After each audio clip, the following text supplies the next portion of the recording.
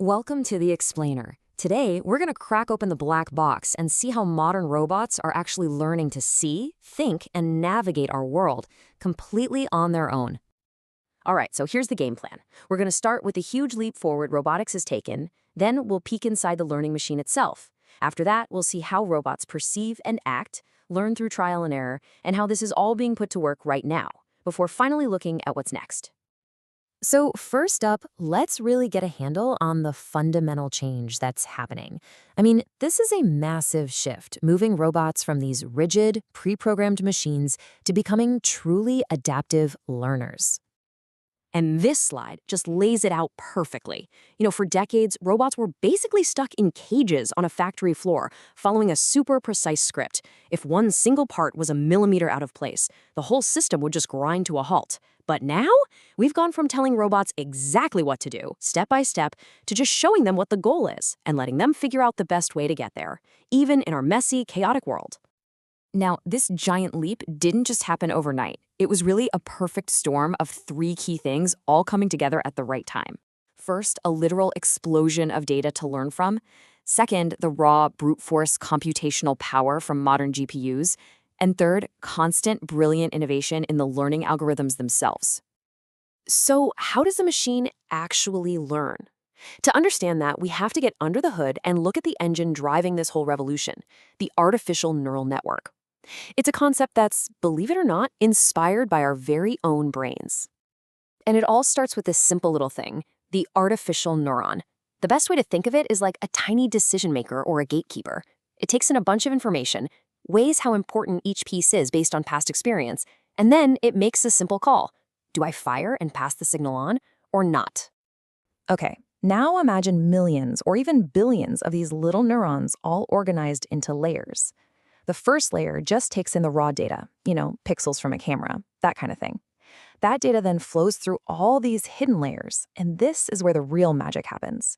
Each layer recognizes slightly more complex patterns. And finally, the output layer gives you the answer. That's a coffee cup, or turn the wheel 15 degrees to the right. The deep in deep learning, it just means there are a lot of these hidden layers. So how does it learn? Well, it's basically a cycle of trial and error, just on a massive scale. The network makes a guess. Then it compares its guess to the right answer and sees how wrong it was. Then, and this is the clever part, it sends that error signal backwards through the whole network, kind of figuring out how much each connection contributed to the mistake. And then it adjusts all its internal settings just a tiny bit to do better next time. You repeat that process millions of times, and pretty soon you have an expert. All right, so general network is cool and all, but robots have to deal with the real world, which means they need to understand both space and time. And for that, they use a couple of really specialized tools. First things first, to operate in the world, a robot has to be able to see it. And for that, they use a special kind of network that has totally revolutionized computer vision. It's called a convolutional neural network, or CNN for short. This really explains how they work so well. See, instead of looking at an image pixel by pixel, a CNN scans it with these little filters that are trying to find basic things like edges, corners, and colors. Then the deeper layers take those simple features and start combining them into more complex ideas. Edges become shapes, shapes become objects like a face or a car, and objects become a whole scene. What's so amazing is that this hierarchical process is incredibly similar to how our own visual cortex works. Okay, so the robot can see stuff. Awesome. But what about doing stuff? Actions happen over time, and to understand a sequence of events, you need a memory. That's where recurrent neural networks come into play. The secret to an RNN is this clever little feedback loop. The network's output from one moment in time gets fed right back into it for the next moment. This creates what scientists call a hidden state, which, let's be honest, is just a fancy way of saying it has a memory. It's a summary of everything that's happened in a sequence up to that point, and it's what allows a robot to plan a series of movements. So we've got the eyes, we've got the memory, but how do you teach a robot a really complex skill, like walking, without having to program every single tiny muscle movement? Well, the answer is you let it teach itself. This secret sauce here is something called reinforcement learning. And honestly, the concept is super simple. Think of it like training a puppy. You have your agent, that's the robot, and it's in an environment. It tries to do something, an action, and then it gets a reward or a penalty, a little treat for getting closer to the goal, a penalty for bumping into a wall.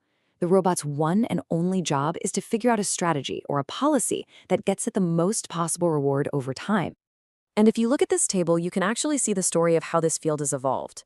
The early stuff, like DQN, was amazing for things with simple moves. Think old-school video games, up, down, left, right. But for a robot arm, you need that smooth, fluid, continuous control. And that's where these newer actor-critic methods like PPO and SAC completely change the game. They're built for the kind of stability and efficiency you need for real physical hardware. All right, enough theory. Let's see where the rubber meets the road. How is this stuff actually being used out there in the real world right now to transform entire industries? Well, in logistics, the impact is just huge.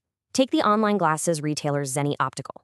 They rolled out an AI vision system for their picking robots, and they saw their order processing speed jump by a whopping 50%. I mean, that's just a massive gain, and it dramatically cut down on errors, too. And it's not just Zenni. Look at Amazon's gigantic fulfillment centers. They use reinforcement learning to coordinate thousands of sorting robots. The result? They've slashed package processing times by a full quarter compared to their older, more rigid systems. And it's not just about moving boxes. Manufacturing is being totally transformed. You've got companies like BMW creating perfect digital twins of their factories to train robots in simulation. Siemens has basically solved the classic bin picking problem that stumped engineers for decades. And AI is even being used to predict when a part on a robot is about to fail, saving companies from incredibly costly downtime. Okay, so the progress is absolutely mind-blowing. But let's not get ahead of ourselves. We're not quite living in a sci-fi movie just yet. There are still some major hurdles to clear on the path to truly general-purpose intelligent robots. And moving forward really means tackling these three big interconnected challenges. First, there's this huge problem called the sim-to-real gap. Basically, what works perfectly in a clean computer simulation often falls apart in the messy, unpredictable real world. Second, these methods are so data-hungry. It can take billions of trials to learn a task.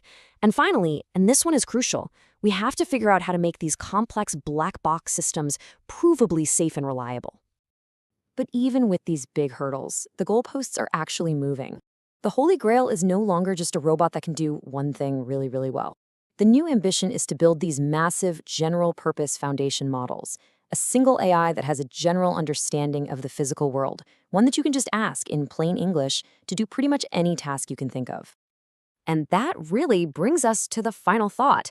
As these incredibly capable machines eventually move out of factories and into our lives, into our homes, the question stops being, what can they do, and starts being, what will we ask them to do?